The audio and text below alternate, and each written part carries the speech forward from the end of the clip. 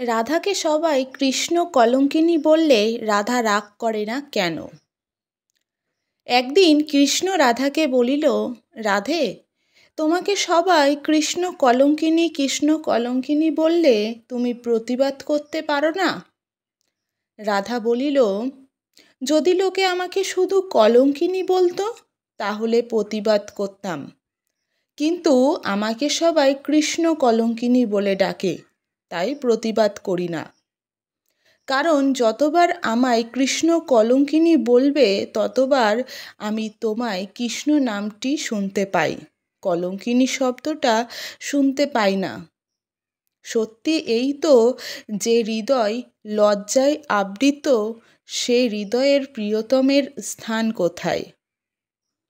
বৃন্দাবনের নিধুবনে রাধাকে কৃষ্ণ বলিল, রাধে, তোমাকে আমি অনেক কষ্ট দিয়েছি, কাঁদিয়েছি, তবুও তুমি আমাকে অনেক ভালোবাসো।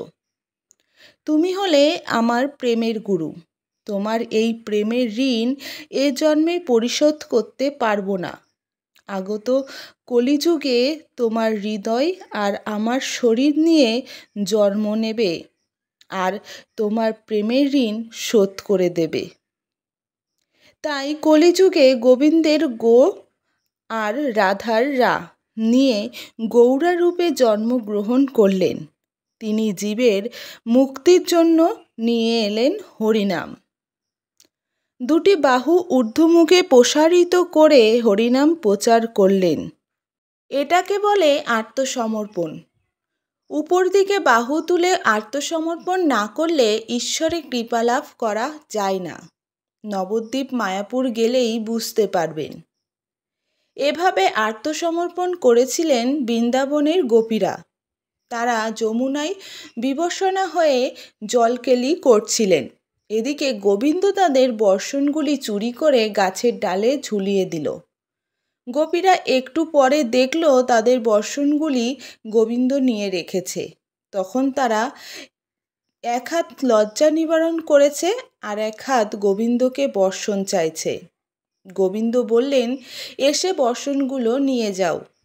গোপীরা বলল, দেখছো না আমরা বিবস্বনা হয়ে আছি, কি করে যাব? গোবিন্দ বলল, যেভাবে জলে নেমেছ সেভাবে এসো। সখীরা বলল, নির্লজ্জ, বেহায়া, আরে তখন কেউ ছিল না। গোবিন্দ বললেন, তোমরা আমাকে হাসালে, আমি আবার কোথায় নেই? আমি আকাশে, বাতাসে, জলে, স্থলে সব জায়গায় আছি।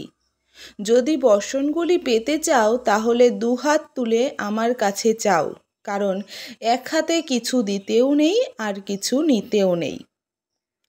গোপীরা দুহাত তুলে আত্মসমর্পণ করলেন। এবার ফিরে যাই নবদ্বীপে।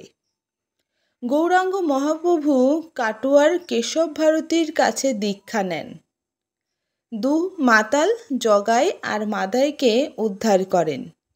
তারপর হা কৃষ্ণ বলতে বলতে কৃষ্ণ নামে বিভোর হয়ে, কৃষ্ণ নামে আত্মহারা হয়ে নগ্ন পায়ে ছুটে চলল পুরীতে। যখন তার মধ্যে রাধাভাব জাগে তখন কৃষ্ণ কৃষ্ণ বলে বিভোর হয়, আর যখন তার মধ্যে কৃষ্ণ ভাব জাগে তখন তিনি রাধা নামে বিভোর হয়ে যান। তার পিছনে ছুটে চলে অসংখ্য ভক্ত। পুরী থেকে দাক্ষিণাত্য এবং দাক্ষিণাত্য থেকে পুরীতে, পুরী থেকে মথুরা, বৃন্দাবন। বৃন্দাবনে প্রবেশ করে দাপরের লীলা মনে পড়ে গেল। তারপর কাশী, প্রয়াগ, ত্রিবেণী নগ্ন পদব্রজের পরিভ্রমণ করে নাম বিলিয়ে দিলেন।